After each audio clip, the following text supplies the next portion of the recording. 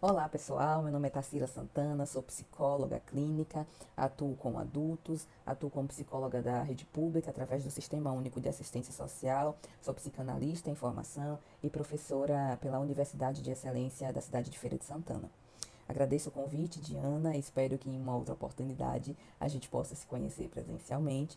E hoje a proposta é que a gente fale um pouquinho da transferência e afeto na relação entre professor e aluno. E assim como todos os temas caros à relação humana, à vida humana, o mais importante sempre ficará por dizer. E principalmente nessa articulação entre psicanálise e educação, devido à sua importância, eu nesse vídeo só poderia falar muitíssimo brevemente, mas não menos empolgada. Freud, lá na escuta das suas histéricas, no início da psicanálise, ele se atenta para um fenômeno que depois ele discorre, né? Que mais tarde ele coloca como um propulsor para que haja análise, que é a transferência. Então ele observa que aí no decorrer do tratamento analítico, que com muita frequência se formava entre esse médico e esse paciente uma relação especial que não se entendia, pelo menos de um ponto de vista racional, né? Quer dizer, essa relação se dava a partir de uma repetição de protótipos infantis, vividas com uma sensação de atualidade, porque o inconsciente é atemporal. Então, esse sujeito, inclusive hoje ainda, de fato pensa que aquilo que se está sentindo em relação a este outro, quando se trata de uma transferência, é algo que se trata de um tempo de agora e não de um tempo que já passou. Né? Então, na transferência, o tempo inteiro nós estamos reeditando relações primeiras diante de alguém, por exemplo, que eu não conheço, eu sou levada a imagens, a fantasias, a protótipos de pai, mãe, tio, avô, de figuras primárias importantes que me causam determinado afeto. Então, aí o afeto ele não é só positivo e amistoso, mas mais ambivalente, mais negativo, mais hostil. Então, o sujeito como Freud coloca, ele estaria fadado a se aproximar de cada pessoa, de cada nova pessoa aí durante toda a vida, com ideias libidinais que estariam prontas por antecipação. Não é algo agora, é algo que já estaria lá e nesta nova relação esse fenômeno ele se reedita, né, em forma de comportamento, de sentimento, de carga de libidinal, de relações de objeto, enfim. E no set analítico, como é que eu vou dizer? É, uma, é um lugar muito privilegiado, né, para observação desses fenômenos. Porque, por exemplo, quando a gente encontra alguém, né, que popularmente a gente diz assim, fui com a cara, ou não fui com a cara de fulano, isso passa despercebido, porque isso acontece o tempo todo, né, e a gente não dá atenção. Mas ali no set analítico, isso toma uma outra proporção por outros fatores, né, e agora me fez lembrar que em uma sessão eu atendi uma mulher que ela diz assim, olha, eu estava pesquisando um psicóloga na internet e aí eu vi seu nome, eu parei no seu nome. Eu falei, gente, eu preciso aproveitar, porque ela tem o nome da minha filha, então com que frequência se encontra uma Tarsila? Então, inicialmente, ela começa a falar no sentido de com que frequência se encontra alguém com esse nome, porque é um nome incomum, não sei. Mas lá para as tantas, neste processo transferencial, ela começa a colocar a analista nesta posição de filha. Né? E quando essa analista não responde desta posição, aí haja manejo, né? De transferência, enfim, que não se trata simplesmente de jogar isso para lá, no sentido de negar totalmente, mas também não se trata de responder desse lugar, porque aí não seria possível a análise, né? Então, o sujeito, pelo menos inicialmente, precisa fazer um gancho inicial para que esse tratamento se torne possível. E essa transferência, ela não foi descoberta por Freud. Né? Ela não acontece, como ele diz, com mais frequência dentro da análise do que fora da análise. A transferência sempre esteve aí. A transferência está aí. Talvez o que a psicanálise tenha feito foi colocar a transferência, propor a escuta desse fenômeno e reconhecer a sua importância, principalmente no processo de análise. Porque a transferência, ela invariavelmente vai acontecer. Né? Então, nós transferimos o tempo inteiro.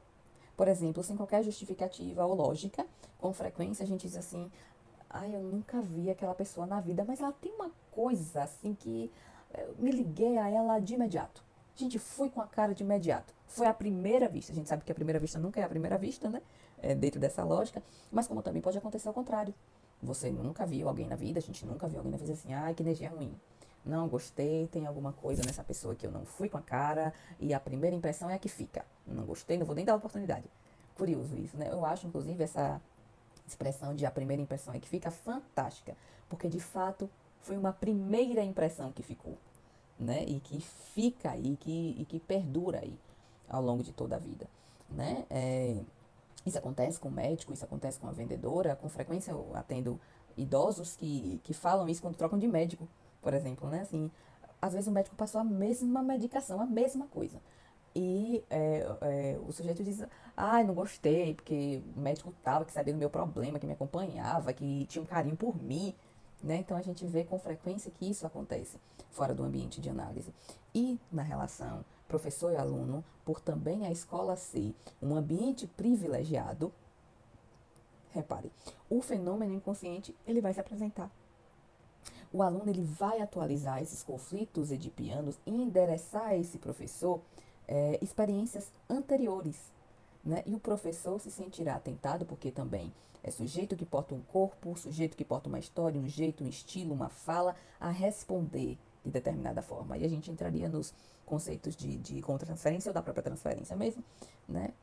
E assim como, isso para dizer que, assim como os afetos se reditam na pessoa do analista, também será assim com a pessoa do professor.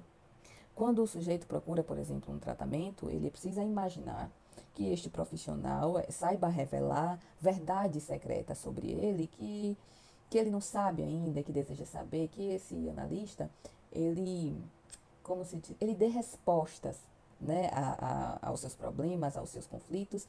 E nesta relação professor e aluno, o aluno também aposta que este professor, ele tenha um saber, né? A psicanálise chama de sujeito suposto saber.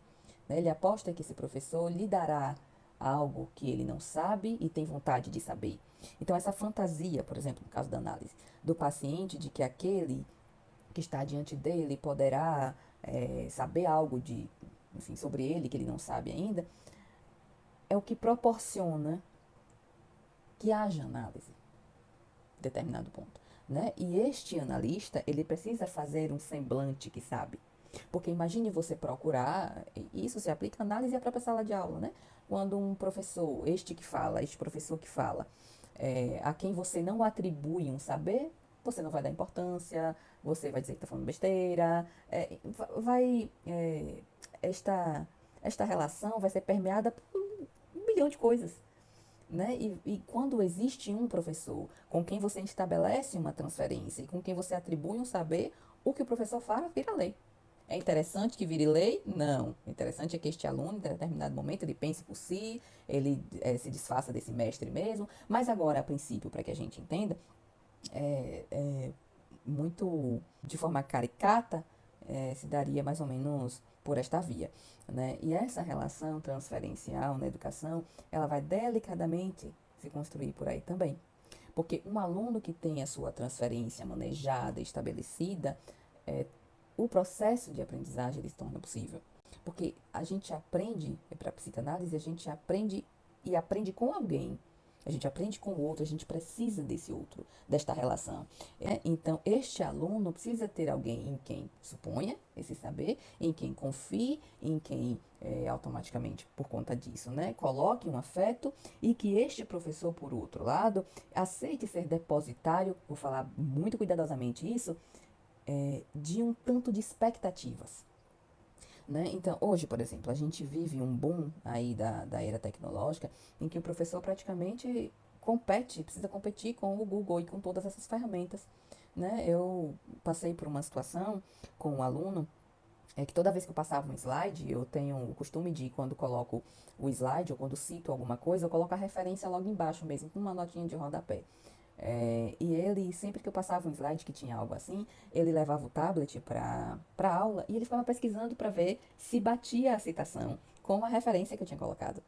Né? Então, imagine você dar aula e o tempo todo você perceber que o aluno está fiscalizando os seus slides, né? Então, assim, muito aos poucos, muito delicadamente, muito para não responder totalmente desse lugar, mas também não deixar de responder desse lugar, né, do ponto de vista da transferência, é, enfim, é, eu fui manejando ali e aos poucos ele deixou o tablet e passou a apostar na interação. E hoje a gente fala de inteligência artificial que promete resultados fantásticos, obviamente, quando utilizadas com um certo critério, né?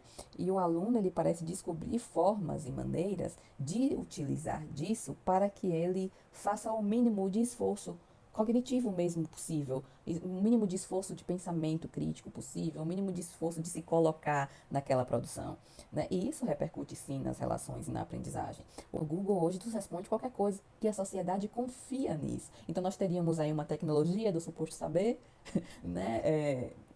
Claro que não como a psicanálise se coloca, né?